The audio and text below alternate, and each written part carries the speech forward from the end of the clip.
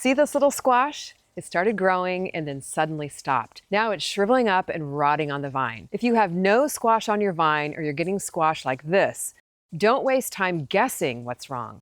Your squash plant is giving you clues. Today I'm going to show you how to read the clues so you can fix the problem ASAP, get your squash growing again, and get back to harvesting tender, delicious squash all season long. Let's start with this little squash because this is by far the most common clue. It looks like it started growing just fine and then it suddenly stopped. Now it's turning yellow, shriveling up, and pretty soon it'll fall right off the plant.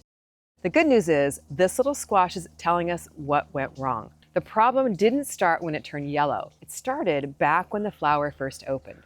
So take a look at these flowers. The male flower grows on a long, skinny stem, and this is where the pollen comes from. The female flower is easy to spot because it already has that tiny baby squash growing right behind it. For that little squash to keep growing, the pollen has to be transferred from the male flower to the female flower.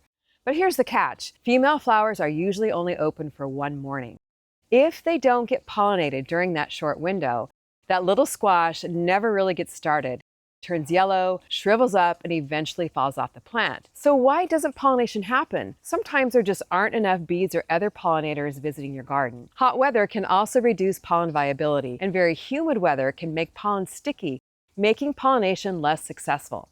But the good news is, this is one of the easiest squash problems to fix. The next time you see a female flower open, head out to the garden first thing in the morning. Use a small paintbrush or a Q-tip and simply transfer the pollen from the male flower to the female flower. Or what you can also do is just remove the petals from a freshly opened male flower and gently brush the pollen onto the center of the female flower. So I actually do this a lot during our hot California summers, especially right now during this heat wave we're having. When we're in one of these hot spells, I don't leave it to chance.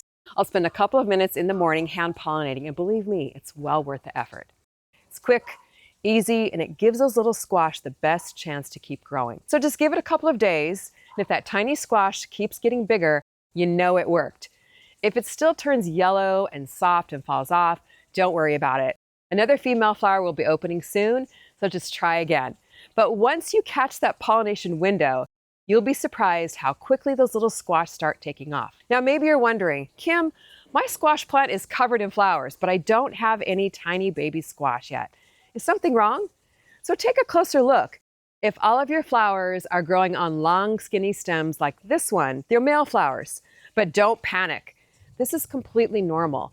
Squash plants usually produce male flowers first. They're getting plenty of pollen ready before the female flowers start forming or start opening. A few days to a few weeks later, you'll usually start seeing those female flowers with the tiny baby squash going right behind them. So don't make the mistake of pulling out a healthy plant because you think something's wrong. Keep watering, keep feeding, and keep checking on your plants each morning. As soon as those first female flowers open, you're going to know now exactly what to do to give them the best chance of producing squash so you have more squash on your vine. Now, once your squash do start growing, there's one more clue you want to watch for. And this time, the squash is giving us a completely different clue. Unlike the last squash over there, this squash was pollinated, and that's why it kept growing. But now, take a look at the blossom end. See how it's turning brown, soft, and beginning to rot? That's called blossom end rot, or BER for short. Now, a lot of gardeners immediately reach for a calcium spray or start adding more calcium to the soil. But here's the surprising part. Most garden soils already have plenty of calcium. The problem isn't usually a lack of calcium. It's that the plant can't move enough calcium rapidly into the growing squash. Calcium moves through the plant with water.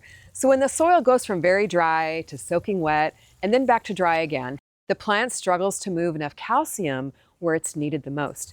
That's why the blossom end is usually the first place you notice a problem. Now, I do see this a lot in containers because potting mix dries out a whole lot faster than garden soil, especially during the hot summer. If you're growing squash in containers like I do, make it a habit to check the soil moisture every day during a heat wave, because just one hot, dry afternoon could be enough to stress the plant and trigger blossom end rot. The good news is this is something you can usually fix pretty quickly. Instead of watering on a strict schedule, check your soil first. I know I say this a lot, but stick your finger a couple of inches into the soil. If it feels dry, water deeply so the moisture reaches the roots. It really does work. If it's still moist, wait another day. And then make sure you're adding a layer of mulch around the plant to help slow evaporation and keep the soil moisture much more consistent. Now, unfortunately, this squash isn't going to recover, so go ahead and remove it. I know, hard to pull it off, but your plant is much better off putting its energy into growing healthy new squash. And once you get your watering consistent, the next squash that develops should grow normally, so don't give up on the plant. Now that your squash are growing, let's keep them producing.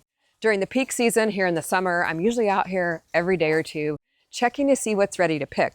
Now, I like to harvest zucchini when they're about 6 to 8 inches long. And the scallop squash here, now this plant is actually kind of done for the season. I like to harvest when they're about 3 to 4 inches across. And the round zucchini should be baseball size, not baseball bat size. That's when they're the most tender and have the best flavor. Now also, little caution here, don't let your zucchini turn into baseball bats. We've all done that, right? Once your squash gets oversized, the plant starts putting its energy into maturing the seeds instead of into producing more squash. So keep picking regularly. You'll encourage the plant to keep producing those tender, great tasting squash all season long. The other thing I like to do to keep my squash producing is to give them a mid-season boost.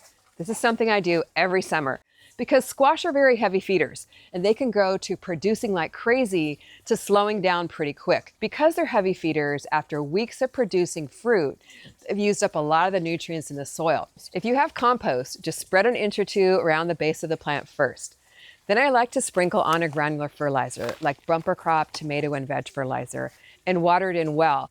I like using a granular fertilizer this time of the year because it feeds the plant gradually over time for the rest of the season, and that extra phosphorus helps support strong flowering and fruit production. It's a simple mid-season boost that helps keep your plants healthy so they can keep pumping out more delicious squash for the rest of the season. So the next time your squash stop producing, don't just guess what's wrong. Once you know how to read the clues, you'll know exactly what to do to keep those squash coming in all season long. Let me know which one of these clues you're seeing in your garden. I'd love to hear about it. Thanks so much for watching. See you next time in the garden.